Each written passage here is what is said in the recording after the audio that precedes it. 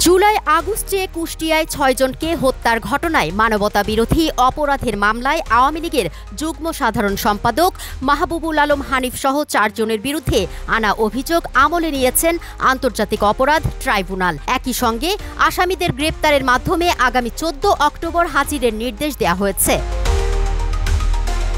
৬ October বেলা ১১:৩০টায় tribunal ২-এর chairman বিচারপতি নজরুল ইসলাম চৌধুরীর নেতৃত্বাধীন ৩ সদস্যের বিচারিক প্যানেল এ আদেশ দেন। ট্রাইব্যুনালে প্রসিকিউশনের পক্ষে শুনানি করেন প্রসিকিউটর গাজী এইচ.এম. তামিম। সঙ্গে ছিলেন প্রসিকিউটর মিজানুল ইসলাম, মঈনুল করিম ও সাইদুল ইসলাম। শুনানি শেষে আসামিদের বিরুদ্ধে আনা অভিযোগ আমলে নিয়ে গ্রেপ্তারি পরোয়ানা জারি করেন আদালত। আওয়ামী লীগের প্রভাবশালী নেতা এবং তাদের যুগ্ম মহাসচিব মাহবুবুল আলম হানিফ সহ কুষ্টিয়ার আরও ৩ জন নেতার বিরুদ্ধে ক্রাইমস এগেন্সট হিউম্যানিটির অভিযোগ আমলে গ্রহণ করেছেন। তাদের বিরুদ্ধে গ্রেপ্তারি পরোয়ানা জারি করেছেন এবং আগামী ১৪ অক্টোবর এই পলাতক আসামিদের গ্রেপ্তার করে ট্রাইব্যুনালে উপস্থিত করার জন্য দিন ধার্য করেছেন। আওয়ামী লীগের প্রত্যেকটি ডিসিশন মেকিংয়ে তার ভূমিকা রয়েছে। বিগত বছরের জুলাই আগস্টের গণ অভ্যুত্থান চলাকালীন সময়ে নিরস্ত্র নিরীহ ছাত্র জনতাকে হত্যার ব্যাপারে আওয়ামী লীগের যে সমস্ত সিদ্ধান্ত হয়েছিল, প্রত্যেকটা সিদ্ধান্ত গ্রহণের ব্যাপারে তার ভূমিকা ছিল, তার ইন্ধন ছিল।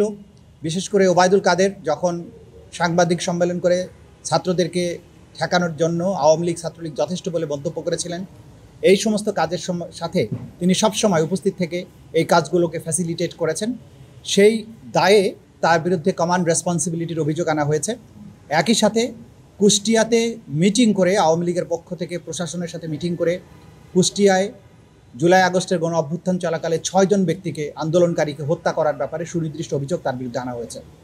তদন্ত চলাকালীন যে সময়টুকু দরকার ছিল সেগুলো পার হয়েছে। তদন্ত রিপোর্টগুলো হাতে আসার পর একটার পর একটা করে ফর্মাল চার্জ দাখিল হচ্ছে, বিচারের আনুষ্ঠানিক যাত্রা শুরু হয়েছে, অনেকগুলো মামলার চূড়ান্ত পর্বে রয়েছে।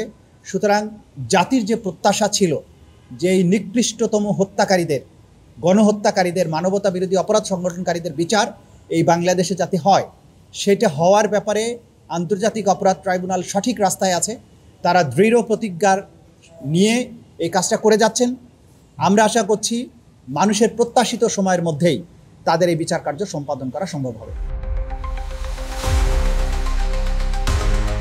তুলনা আফরিন, বাংলা নিউজ 24, ঢাকা।